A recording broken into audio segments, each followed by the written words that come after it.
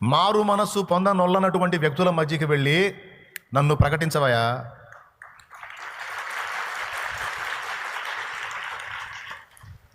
వాళ్ళ హృదయం ఎప్పుడు కృప చేసినట్టయిద్ది, వాళ్ళ కళ్ళు ఎప్పుడు ముయించబడినట్టయిద్ది, వారి చెవులు ఎప్పుడు మందపరిచినట్టయిద్దో తెలుసా?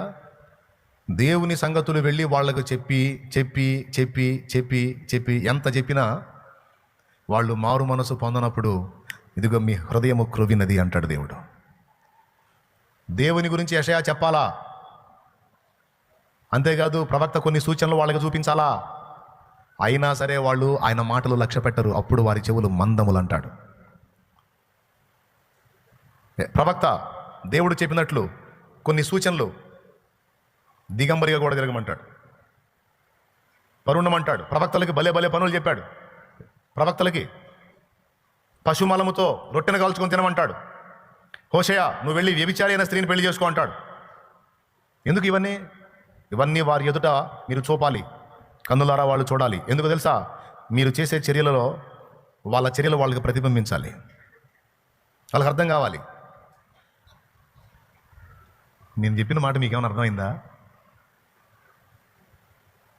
ఒక హేయమైన వస్తువుతో మీరు వండుకుంటున్నప్పుడు ఎందుకు ఇలా చేస్తున్నాడు ప్రవక్త అనే ఆలోచన వాళ్ళకి పుట్టాలి.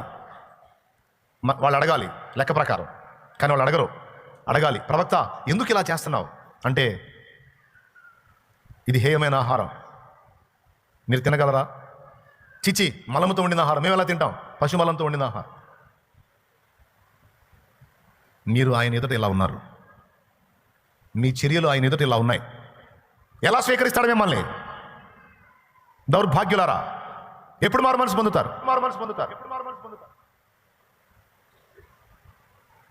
అర్థమైందా? కాబట్టి వాళ్ళు చూసేటట్లు కొన్ని చేయాలి, వారు వినేటట్లు కొన్ని మీరు మాట్లాడాలి. ఎంతమందికి అర్థమైంది? మీరు మాట్లాడినా వాళ్ళు మారరు, మీరు చూపించినా వాళ్ళు మారరు.